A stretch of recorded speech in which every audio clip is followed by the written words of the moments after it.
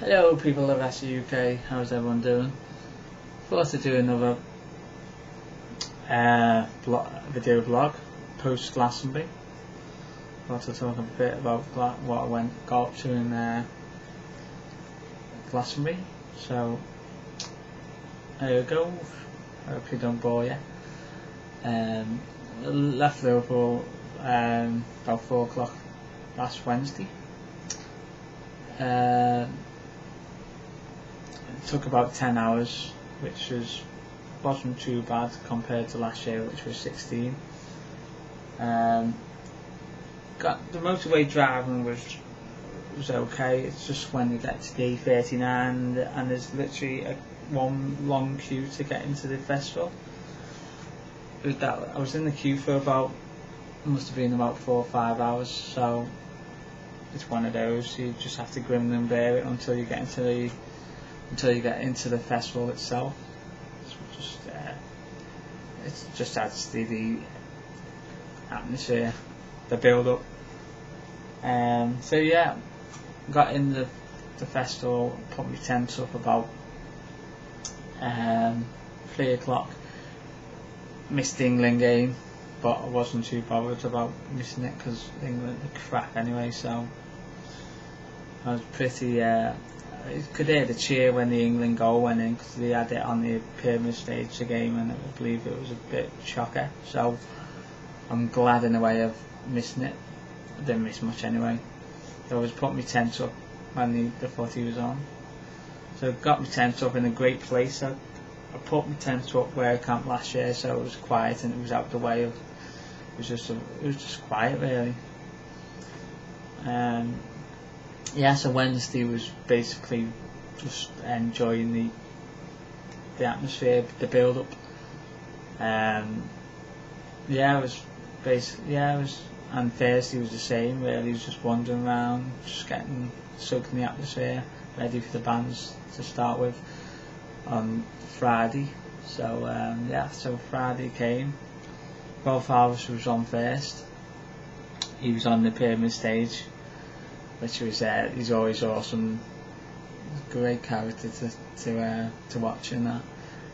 Good job he was on the pyramid stage because any other stage he would have been too busy because it was really chocker the pyramid stage. So he always brings in a big crowd.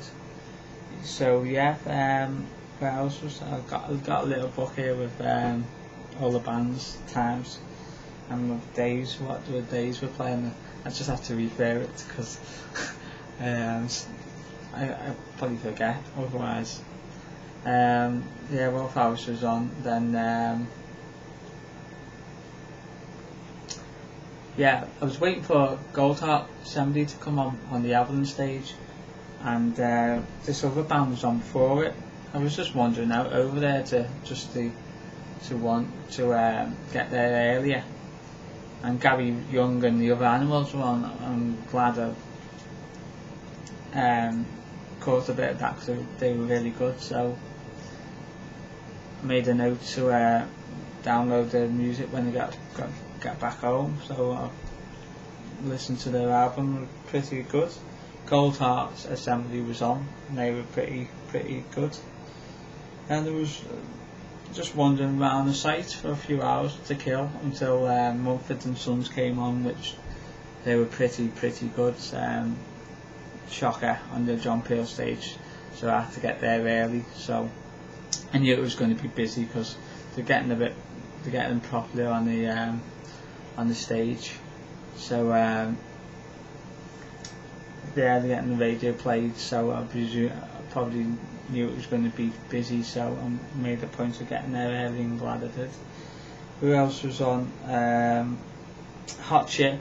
I was waiting around for the Flaming Lips to come on, so went over to see Hot Chip, which they were pretty good to get the crowd going. So they were pretty awesome. The Flaming Lips were a bit let down because I've seen them in November and they did exactly the same set as they did in Manchester when I seen them in November, so it was a bit let down. So that was Friday night, Friday. Saturday was where we go.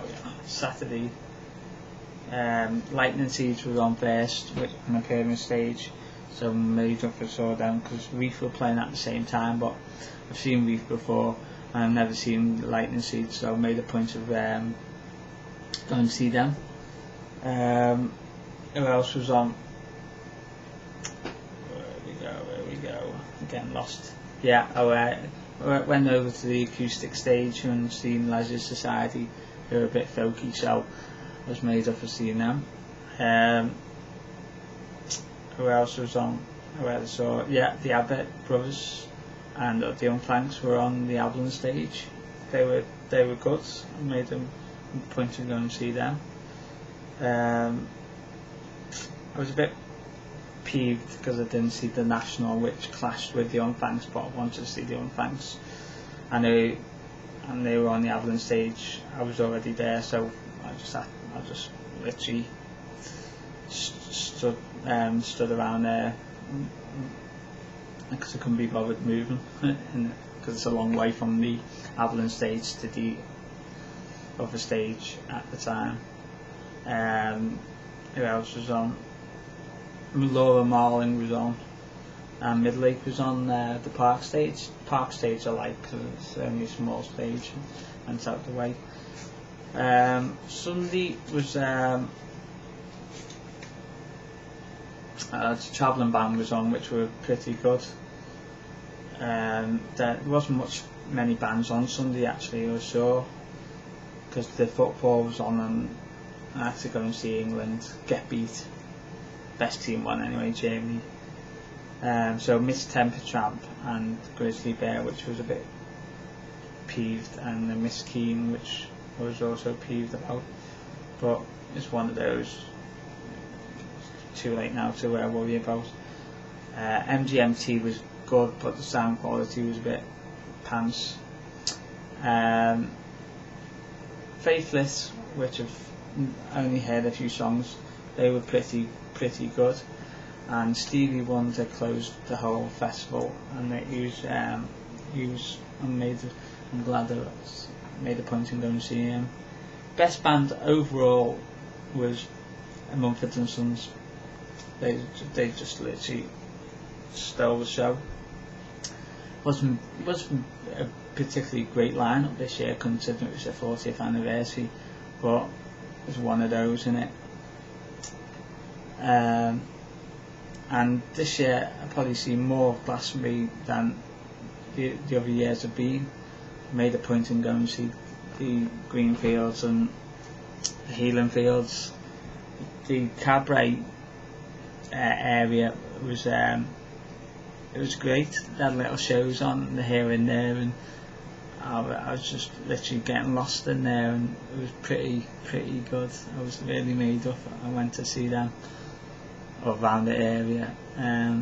It's a big site. It takes you a few hours to get round, so it's not worth rushing, and otherwise you'd be tired and knackered and you won't enjoy it. Yeah, so this year was literally a different one for me, because normally I'm going from one stage to the other stage and here and there, so I miss everything between it really. But this year wasn't many bands on, so I had more time to chill out and relax and think about things, and yes, so there we go. I better stop this because I don't know how long I've talked crap like for, so I better stop it. Right, great videos, keep them coming on the thread, so I better go. Bye.